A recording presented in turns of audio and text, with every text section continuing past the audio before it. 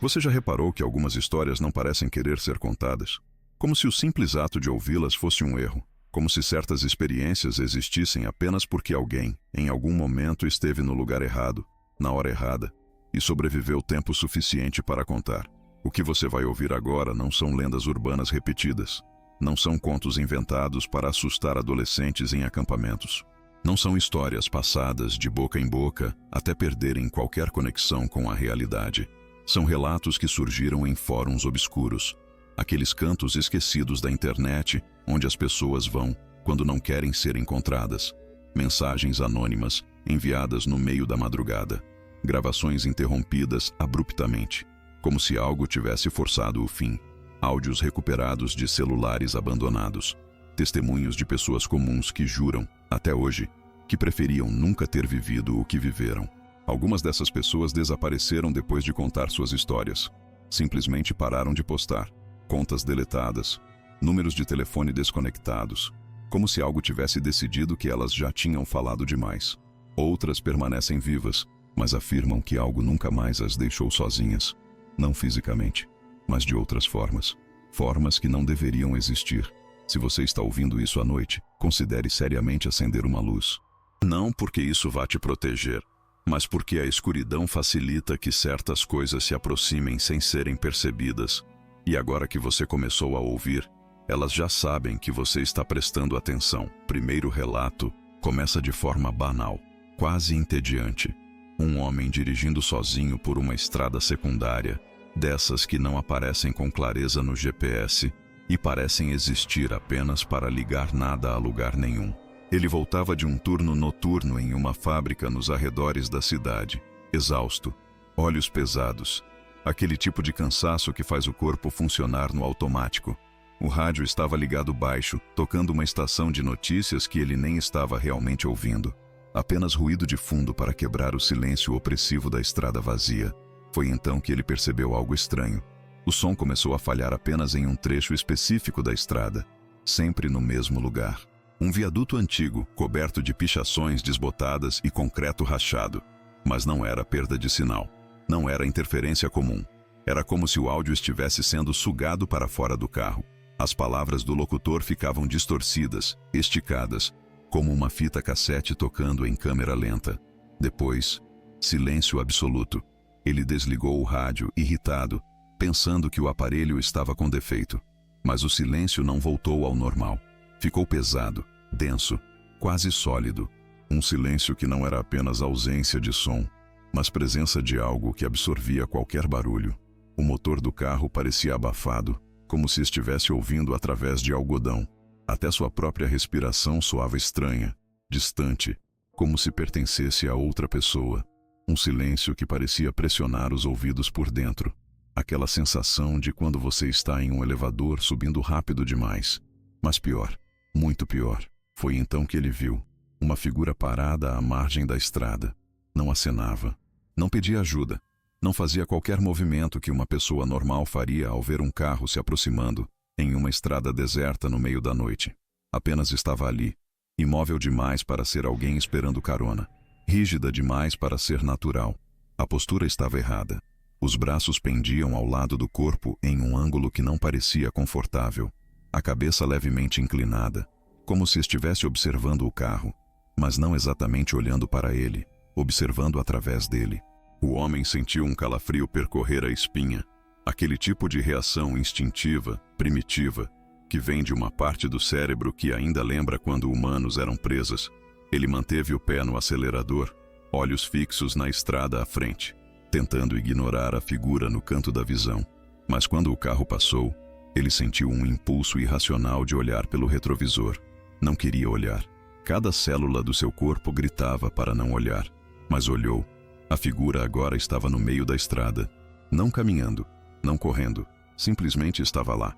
Exatamente onde o carro havia passado segundos antes. Como se tivesse se materializado.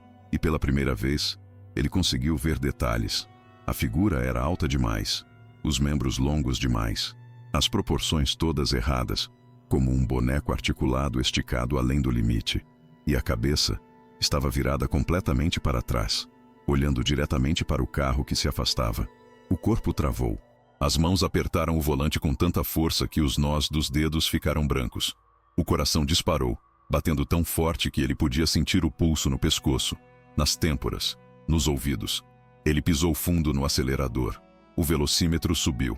80, 100, 120 km/h em uma estrada cheia de curvas. Ele não se importava. Só precisava sair dali. Quando finalmente chegou em casa, estacionou o carro de qualquer jeito e correu para dentro. Trancou todas as portas, todas as janelas. Ligou todas as luzes da casa. Demorou horas para o coração voltar ao ritmo normal. Na manhã seguinte, tentou convencer a si mesmo de que tinha sido cansaço, alucinação provocada pela exaustão, uma sombra mal interpretada, até que saiu para ir ao trabalho e viu marcas na lataria traseira do veículo, não arranhões acidentais, não danos de estacionamento, marcas de mãos, impressões claras de dedos pressionados contra o metal com tanta força que haviam deixado pequenas depressões. Mas os dedos eram longos demais, finos demais, articulados em lugares onde não deveriam existir articulações, como se algo tivesse tentado se segurar no carro, tentado alcançá-lo. Ele nunca mais pegou aquela estrada. Fez desvios quilométricos para evitá-la. Aceitou chegar atrasado ao trabalho. Qualquer coisa para não passar por aquele viaduto novamente. Mas afirma que, algumas noites, ouve passos do lado de fora da casa. Não passos regulares, passos arrastados, lentos, deliberados. Sempre parando exatamente atrás do quarto onde ele dorme, como se algo ainda estivesse tentando alcançá-lo, como se a distância não importasse mais, como se aquela figura tivesse decidido que ele não deveria ter olhado para trás. E agora, ela queria que ele soubesse que ainda estava lá.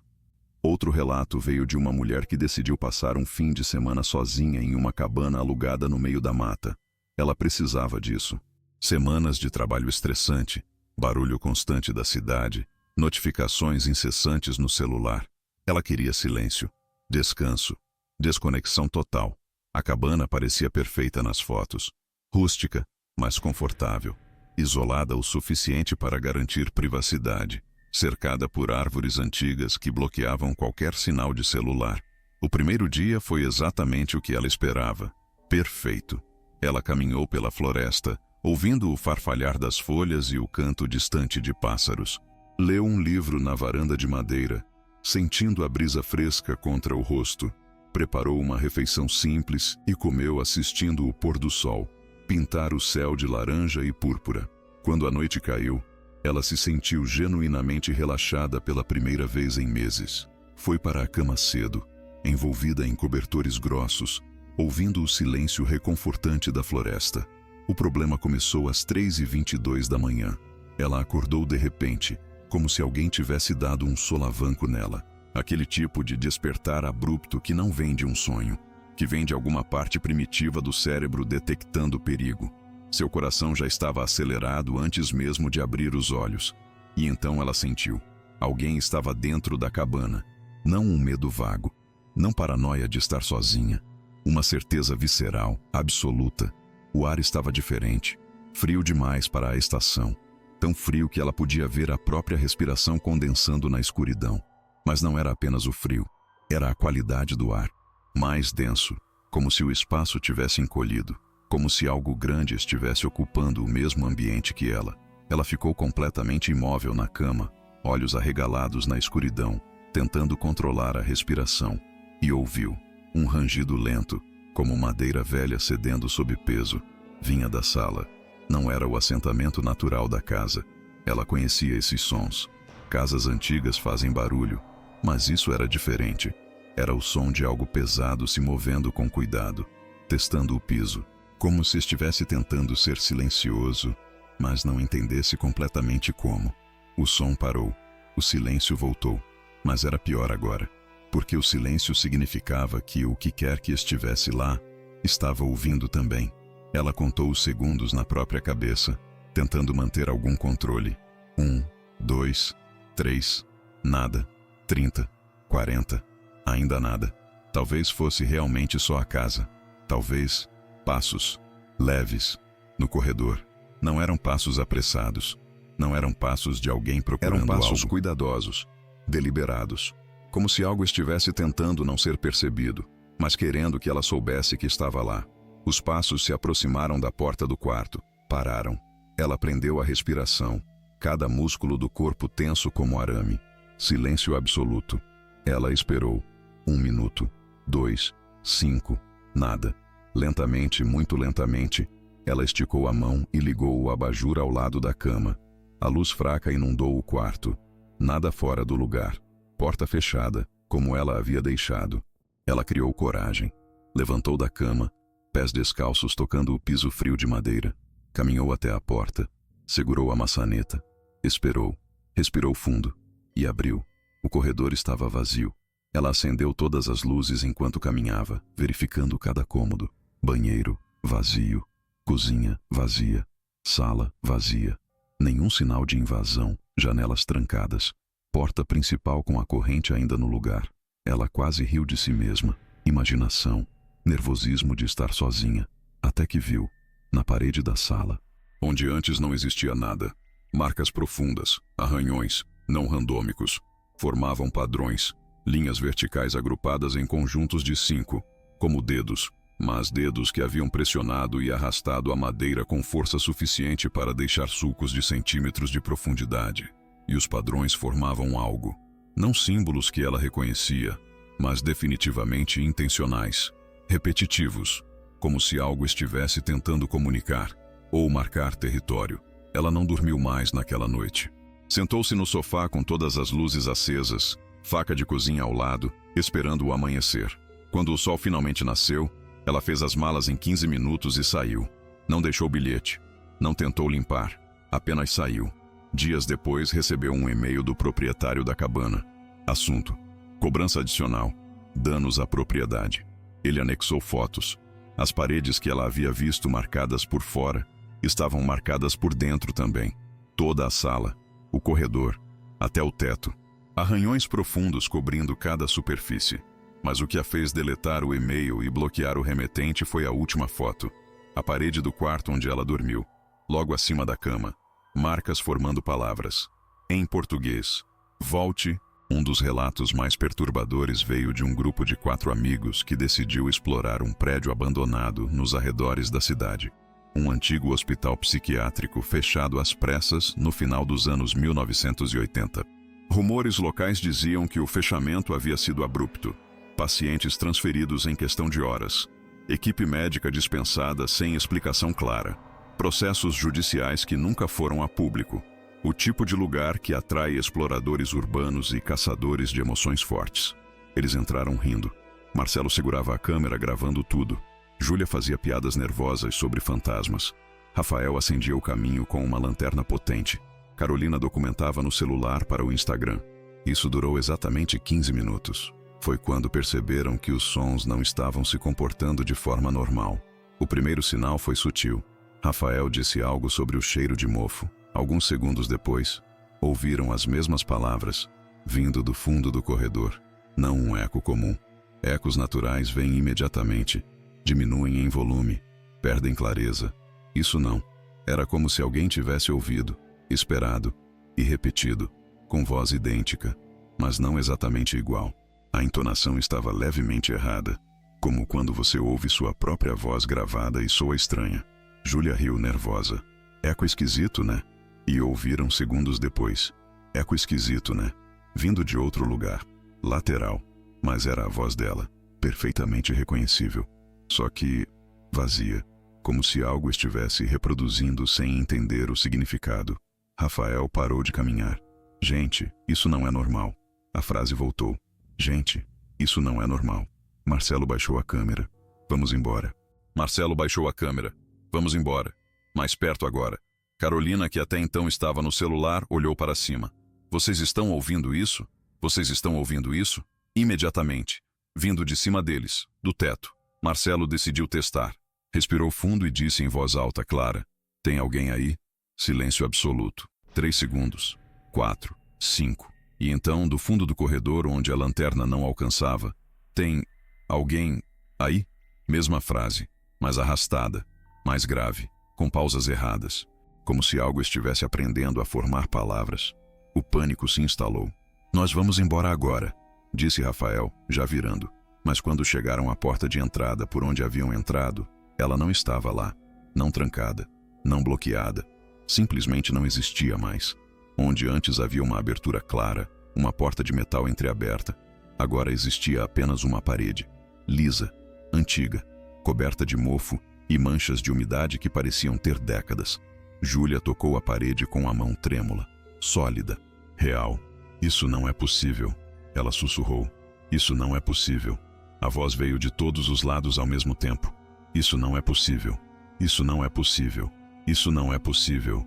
Sobrepondo-se, ecoando, multiplicando, eles começaram a correr, percorrendo corredores que não lembravam ter visto antes, passando por portas que se abriam para salas idênticas, camas enfileiradas, lençóis podres, cadeiras de rodas tombadas, e sempre, sempre, passos atrás deles, não correndo, caminhando, mantendo a mesma distância, e respirações, pesadas, ofegantes, que não pertenciam a nenhum deles, ficaram presos por horas, andando em círculos, perdendo a noção de direção, até que Carolina começou a chorar.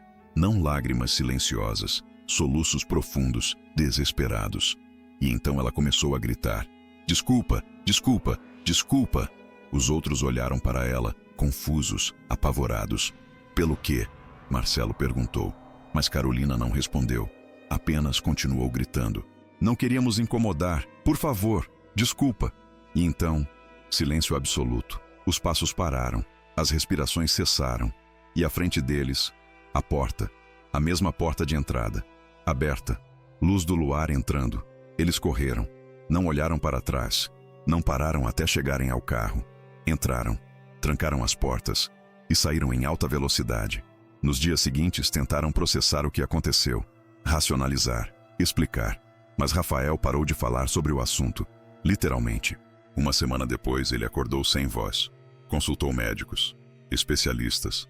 Exames mostravam cordas vocais perfeitamente saudáveis, mas nenhum som saía. Até hoje ele não fala, e nos momentos de silêncio, quando todos estão quietos, ele jura que pode ouvir alguém, em algum lugar, praticando sua voz. Outro testemunho veio de um vigia noturno chamado Anderson, que trabalhava em um galpão industrial isolado nos arredores da zona industrial. O trabalho era simples: rondas a cada hora, verificar portões, marcar o ponto em diferentes setores, café frio, silêncio, nada de extraordinário. Até a noite em que as câmeras começaram a mostrar algo estranho. Anderson estava na sala de controle, assistindo os monitores em preto e branco. 12 telas mostrando diferentes ângulos do galpão vazio. Em uma delas, câmera 7, setor D, ele notou algo que não deveria estar lá. No canto inferior direito da imagem, uma sombra, não a sombra de um objeto. Ele conhecia todas as sombras daquele galpão. Cada pilastra, cada máquina desativada, cada caixa empilhada. Essa sombra não correspondia a nada. E ela não se comportava como sombra deveria.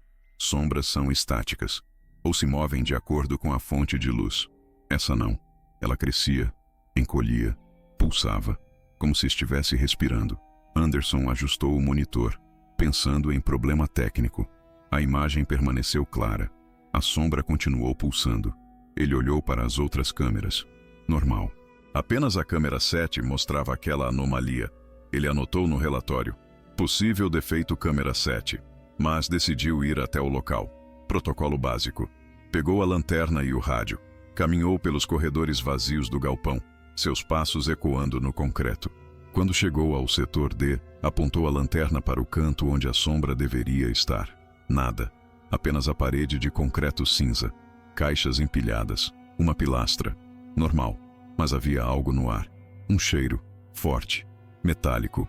Como ferrugem misturada com algo orgânico. Algo que havia apodrecido há muito tempo. O cheiro era tão intenso que ele sentiu náusea. Cobriu o nariz com a manga e voltou rapidamente para a sala de controle. Quando chegou lá, congelou. Na tela da câmera 7, a sombra estava maior. Muito maior. Ocupando quase metade da imagem. E em outra tela, câmera 12, sala de controle. Ele podia se ver sentado na cadeira. E atrás dele, a sombra, parada. Exatamente atrás da sua cadeira. Ele não se virou. Não conseguiu. Cada instinto do seu corpo gritava para não olhar.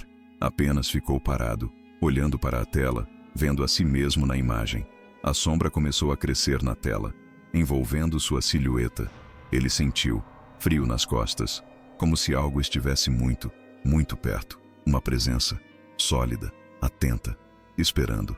Ele levantou devagar, olhando apenas para frente. Caminhou até a porta. Saiu. Não correu. Caminhou com passos firmes até o estacionamento. Entrou no carro e saiu. Ligou para o supervisor no caminho. Não volto lá. Podem descontar o que quiserem. Não volto. Pediu demissão formalmente no dia seguinte. O substituto pediu demissão na mesma semana. Depois outro. E outro. O galpão foi fechado 6 meses depois. Investigação interna. Disseram que houve um incidente. Um funcionário de manutenção foi encontrado em estado de choque, sentado no chão do setor D, olhando fixamente para a parede. Quando conseguiram tirá-lo de lá, ele não parava de repetir: não devia ter olhado, não devia ter olhado, não devia ter olhado. Ele foi internado. Nunca se recuperou totalmente. Ainda repete a frase. Às vezes, nos momentos de lucidez, consegue dizer mais. Tinha rosto. A sombra tinha rosto. E estava sorrindo. Há também o caso do garoto de 9 anos que começou a ouvir alguém chamando seu nome à noite. Lucas. Era sempre a mesma coisa. Ele estava quase dormindo. Aquele estado entre consciente e inconsciente. E então ouvia. Lucas. Baixinho. Vindo de fora da janela. A voz era idêntica à da mãe. Tom. Timbre. Inflexão. Tudo igual. Na primeira noite ele se levantou. Sonolento, confuso, foi até a janela. Afastou a cortina. Não havia ninguém. Apenas o quintal vazio banhado pela luz fraca do poste da rua. Ele voltou para a cama pensando ter sonhado. Mas na noite seguinte, Lucas, mais perto, mais insistente, como se a voz estivesse colada ao vidro. Ele não levantou dessa vez. Puxou o cobertor até o queixo e fingiu não ouvir. Na terceira noite a voz mudou de lugar. Não vinha mais da janela. Vinha de dentro do quarto. Lucas, sussurrando. Ele abriu os olhos na escuridão. A voz vinha debaixo da cama. Seu corpo inteiro congelou. Lucas, venha aqui. A mãe, apavorada quando ele finalmente contou, colocou uma câmera no quarto. Uma daquelas babás eletrônicas com áudio. Naquela noite ela ficou acordada, monitorando. E gravou. Às 2h34, o áudio captou algo. Primeiro, a respiração suave do menino dormindo. Depois, uma segunda respiração, mais profunda. E então, claramente, inconfundivelmente, Lucas, a voz dela. Mas ela estava na sala. O áudio continuou. Uma segunda voz se sobrepôs. Grave, profunda, distorcida, mas repetindo o mesmo nome. Lucas. E as duas vozes, sobrepostas, criavam um timbre que não era nem humano, nem outra coisa. Era algo entre. A família se mudou em uma semana. Lucas parou de ouvir a voz. Mas começou a fazer algo diferente. Desenhar. Compulsivamente. Sempre a mesma coisa. Figuras altas, sem rosto, membros longos e finos, sempre paradas do lado de fora de casas. Quando a mãe perguntava o que estava desenhando, ele respondia: as coisas que chamam. E apontava para a janela. Um caminhoneiro chamado Hélio relatou ter parado em um posto de gasolina que não constava em nenhum mapa. Era uma viagem longa, estrada deserta, madrugada. O marcador de combustível estava criticamente baixo. Ele sabia que o próximo posto estava a pelo menos 80 quilômetros. Não chegaria. Foi quando viu as luzes. À direita da estrada, um posto iluminado. Bandeira que ele não reconheceu, mas combustível era combustível. Ele entrou. Estacionou ao lado de uma bomba antiga, daquelas com display mecânico que gira os números. As luzes estavam acesas, mas o lugar estava silencioso. Silencioso demais. Nenhum som de motor, nenhum som de vento. Apenas o zumbido elétrico das lâmpadas fluorescentes. O frentista apareceu. Ou algo vestido como frentista. Não falava, apenas apontava. Primeiro para a bomba, depois para a loja. Hélio desceu, esticando as pernas, e disse: completa, por favor. O frentista apenas assentiu. Movimento mecânico. Rígido. Hélio entrou na loja de conveniência para usar o banheiro e pegar um café. Quando empurrou a porta, algo estava errado. O interior parecia maior do que deveria. Muito maior. Os corredores se estendiam para além do que a estrutura externa permitia. O teto era alto demais. Prateleiras enfileiradas desapareciam na distância, cobertas por uma névoa fina que não deveria existir em ambiente fechado. Ele caminhou devagar, Passos ecoando em um vazio que não fazia sentido. Pegou uma garrafa de água. A embalagem parecia antiga. Design que ele não via há décadas. Foi até o balcão. Não havia ninguém. Oi, alguém? Sua voz ecoou. E continuou ecoando, muito além do que qualquer espaço fechado permitiria. Ele ouviu passos. Atrás de si, virou. Nada. Os passos continuaram, mais próximos. Ele largou a garrafa e correu para a saída. Quando saiu, o frentista estava parado ao lado do caminhão, imóvel, olhando para ele. Ou melhor, olhando através dele. Hélio entrou no caminhão sem pagar. Ligou a ignição. Saiu. Quando olhou o relógio, eram 5h47. Quando havia entrado, eram 2h15. 3h30 haviam se passado. Ele não lembrava de ter ficado tanto tempo. Olhou pelo retrovisor. O posto ainda estava lá. Luzes acesas. Frentista imóvel na mesma posição. Mas à medida que se afastava, o posto começou a piscar, como se estivesse saindo de fase com a realidade. Presente, ausente, presente, ausente, até desaparecer completamente. Quando parou no próximo posto real, 50 quilômetros depois, o tanque estava cheio e o caminhão estava coberto de uma fina camada de poeira, como se tivesse ficado parado por anos. Ele nunca conseguiu encontrar aquele posto novamente. Dirigiu pela mesma estrada dezenas de vezes. Nunca estava lá, mas afirma que, às vezes, ao dirigir à noite, vê as mesmas luzes ao longe, piscando, como se estivessem esperando, sempre esperando. Uma mulher chamada Fernanda relatou que, após a morte do pai, começou a receber mensagens de áudio no celular. O pai havia falecido de ataque cardíaco, repentino, sem chance de despedidas. 2 semanas depois do funeral, ela recebeu a primeira mensagem. Número desconhecido. Unmin 23 segue de áudio. Ela abriu, pensando ser spam. Silêncio, apenas silêncio. Deletou. Na noite seguinte, outra mensagem.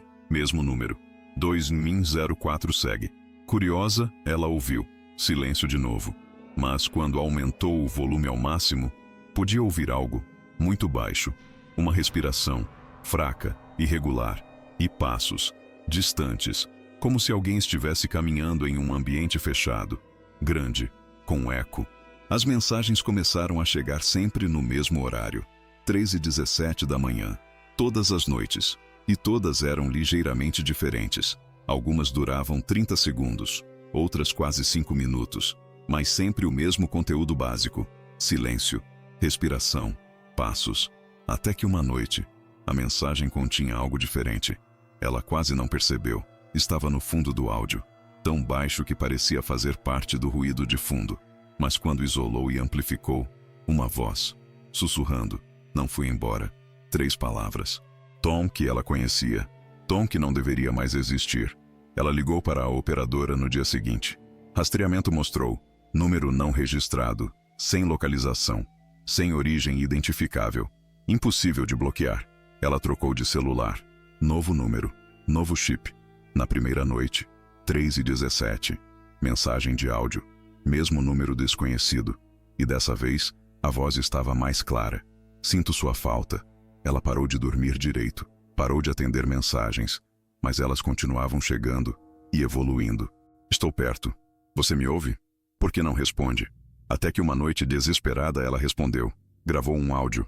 "Pai, é você?" Enviou. A resposta veio imediatamente. 3 segundos de áudio.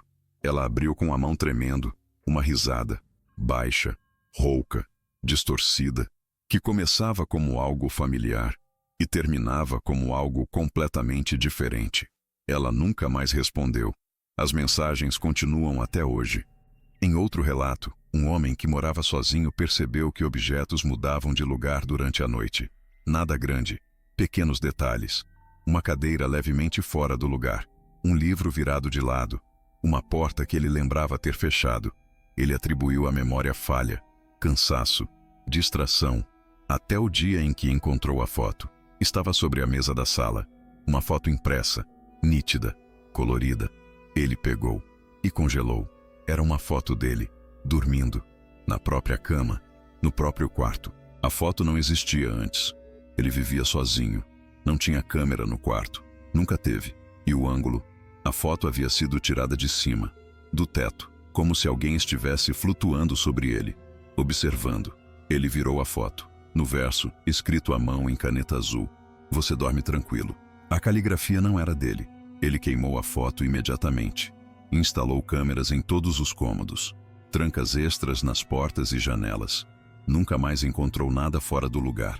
As câmeras nunca gravaram nada suspeito, mas ele parou de dormir bem, porque todas as noites, no momento exato entre acordar e dormir, ele sente alguém observando, de cima, exatamente do mesmo ponto onde a foto foi tirada. E às vezes, no canto do olho, ele jura ver um flash, rápido, como se alguém estivesse tirando outra foto. Há relatos de pessoas que ouviram batidas vindas de dentro das paredes, não batidas aleatórias, padrões. Um homem em um apartamento antigo começou a notar: 3 batidas, pausa, 2 batidas, pausa, 4 batidas, sempre na mesma sequência, sempre à noite, sempre na parede do quarto. Ele verificou com os vizinhos, ninguém ouvia nada. Chamou um encanador, não havia tubulação naquela parede. Um eletricista, não havia fiação. As batidas continuaram.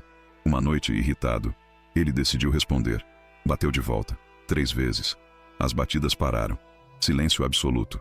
Ele sorriu, satisfeito. Até que as batidas recomeçaram. No teto, diretamente acima dele. Depois, no chão, se movendo, abaixo, circulando. Ele se mudou uma semana depois. O novo morador relatou o mesmo problema, na primeira semana. Mas quando tentou responder às batidas, elas nunca mais pararam. Continuam até hoje, dia e noite, sem pausa, sem padrão. Apenas batidas constantes, vindas de todos os lugares. O apartamento está vazio agora. Ninguém consegue morar lá. Uma história especialmente perturbadora veio de um grupo que fazia trilha em uma reserva florestal. 5 amigos. Trilha marcada, dia claro, preparados. 2 horas após iniciarem a caminhada, perceberam algo. Passos, além dos deles.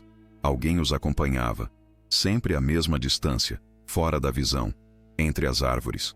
Quando paravam para descansar, os passos paravam. Quando recomeçavam, os passos voltavam, perfeitamente sincronizados. Um deles gritou: "Oi, tá tudo bem aí?" Nenhuma resposta, apenas os passos. Continuando, foram acelerando o passo.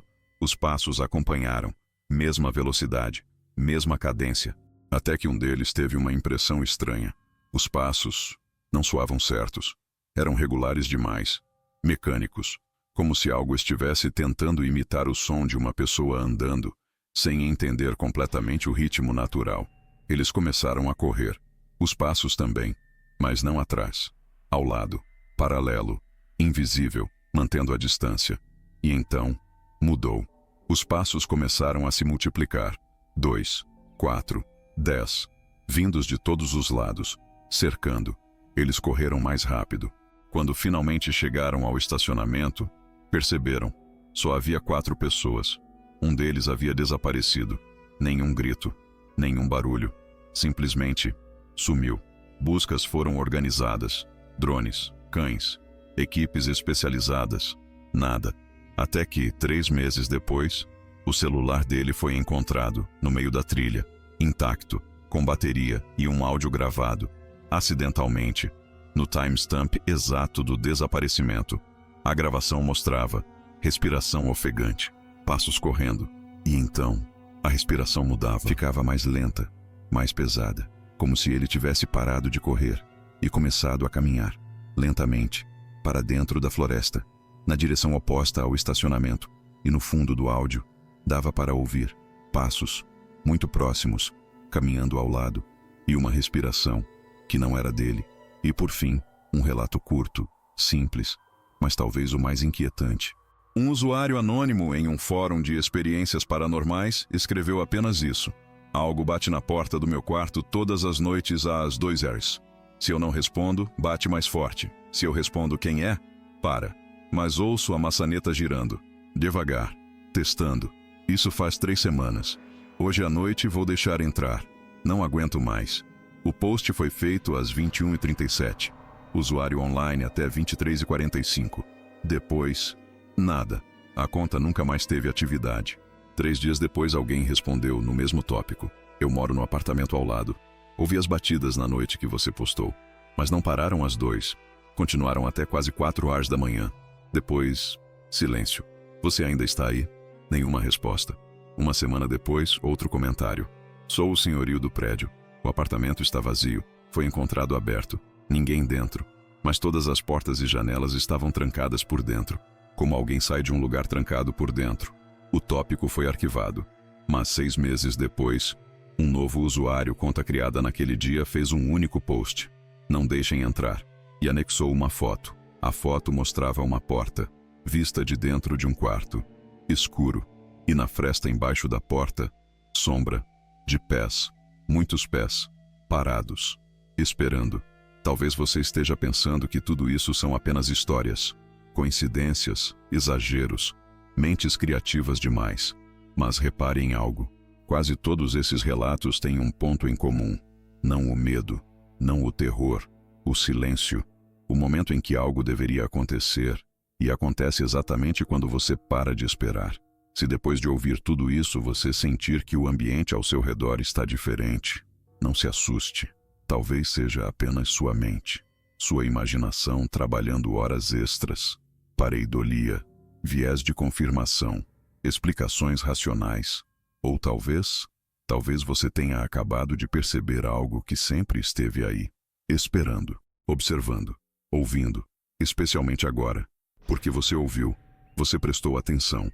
E atenção é tudo que algumas coisas precisam para saber que você existe, para saber onde você está, para decidir se vão apenas observar ou fazer algo mais. Agora me diga, você ainda se sente sozinho? Ou começou a notar que o silêncio ao seu redor não está tão vazio quanto deveria? Que a sombra naquele canto do quarto tem um formato que você nunca havia reparado? Que há um som quase imperceptível, como respiração, que não é a sua? Não se preocupe, provavelmente é só imaginação, provavelmente. Mas quando você desligar este áudio e o silêncio voltar, preste atenção, porque agora você sabe o que procurar. E uma vez que você sabe, nunca mais consegue não perceber. Boa noite. E lembre-se, algumas coisas preferem não ser notadas, mas agora já é tarde demais para isso.